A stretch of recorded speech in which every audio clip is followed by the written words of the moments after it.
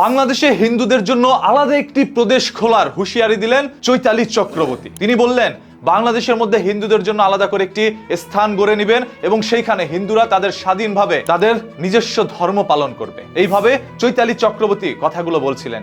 আবার এই চৈতালি চক্রবর্তী কিছুদিন আগে বলেছিলেন হাদি জুলাই আন্দোলনের সাথে সম্পর্কিত ছিল না, হাদি হচ্ছে একটি রাজাকারের প্রোডাক্ট। আর আপনারা যারা জুলাই নিয়ে এত নাচানাচি করছেন, এই জুলাই দিবস একদিন পালন হবে পুলিশ দিবস নামে, সেই দিনটিও খুব সন্নিকটে। এই চৈতালি চক্রবর্তী একের পর এক এইভাবে মন্তব্যগুলো করে যাচ্ছেন, যেগুলো শুনে অসংখ্য মানুষ বিতর্কিত হয়ে যাচ্ছে। চৈতালি চক্রবর্তী আজ রাস্তায় নেমে গিয়েছে আন্দোলন করার জন্য, কারণ গাইবান্ধায় 81 ফুট একটি হিন্দু মন্দির বানানো হবে, যেই মন্দির বানাতে দিচ্ছে না এলাকার কিছু স্থানীয় লোকজন। আর এই কারণে যেন চৈতালি চক্রবর্তী হঠাৎ করে উন্মাদ হয়ে গিয়েছে, তিনি রাস্তায় নেমে আন্দোলন করা শুরু করেছে, কারণ তার ধর্ম কেন পালন করতে দিচ্ছে না এদেশের মুসলমানরা। আর এই জন্য তিনি বাংলাদেশের মাঝখানে হিন্দুদের জন্য আলাদা একটি প্রদেশ বানাবে। হয়তোবা চৈতালি চক্রবর্তীর অনুভূতিতে আঘাত লেগেছে তার ধর্ম পালন করতে না দেওয়ার কারণে। আসলে এটা আঘাত পাওয়ার মতোই বিষয়। আপনারা আন্দোলন করছেন, আমি সেই আন্দোলনের বিপক্ষেও নই, তবে আমি একটু স্মরণ করিয়ে দিই, ভারতের মধ্যে যে একদিনে 15টি মসজিদের মধ্যে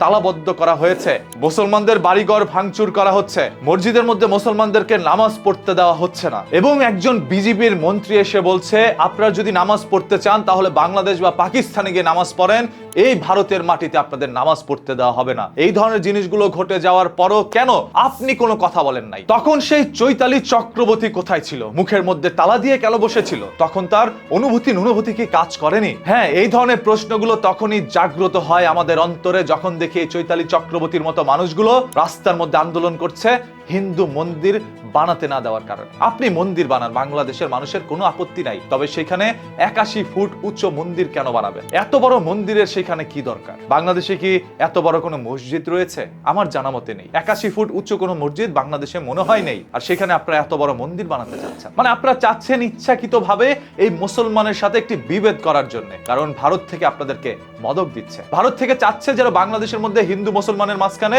একটি গ্যাঞ্জাম লেগে যাক, আর এতে করে ভারত সেই সুযোগটা নিবে। দেখেন, আমরা চাই বাংলাদেশের মুসলমান, হিন্দু, বৌদ্ধ, খ্রিস্টান যারাই রয়েছেন সবাই মিলেমিশে বসবাস করতে। যে যার যার ধর্ম তার মতো করে পালন করেন, আমাদের কোনো ধরনের আপত্তি নেই, এবং আপনাদের ধর্ম পালনের উপর আমরা হস্তক্ষেপ করতে যাইব না। তবে আপনারা কেন ভারতের মাটিতে এইভাবে মুসলমানের ধর্ম পালন করতে দিচ্ছেন না? ভারতের একজন মন্ত্রী যখন বলেছেন আপনারা যদি নামাজ পড়তে চান তাহলে পাকিস্তান বা বাংলাদেশে গিয়ে নামাজ পড়েন, ভারতের মাটিতে নামাজ পড়তে পারবেন না। সেই কথাটি যদি উল্টো করে এখন বাংলাদেশের কোনো মন্ত্রী বলে আপনারা যদি মন্দির বানাতে চান তাহলে ভারতে গিয়ে বানান, বাংলাদেশের মাটিতে কোনো মন্দির বানাতে পারবেন না, এই কথা বলা মাত্র দেখবেন ভারত থেকে জনগণ যেন মুতে ভাসিয়ে দিতে চাইবে এই দেশ। কারণ কিছু একটা হইলেই তো তারা বলে মুতে ভাসিয়ে দিব বাংলাদেশ। অন্যের বেলা 4 আনা, নিজের বেলা 16 আনা, আপনারা ঠিকই বুঝে নেন। এই যে আজ রাস্তার মধ্যে আন্দোলন করতে গিয়েছেন, সাধারণ জনগণের হয়রানি করছেন, এতে করে আপনাদের কি লাভ হচ্ছে? এই আন্দোলনের পিছনে কার মদক রয়েছে? এই ঘটনাটি স্পষ্ট হলো কিছুটা অন্ধকারে রয়েছে, আর সেই অন্ধকারের মধ্যে আলো জ্বালিয়ে সত্যটা বের করে নিয়ে আসুন।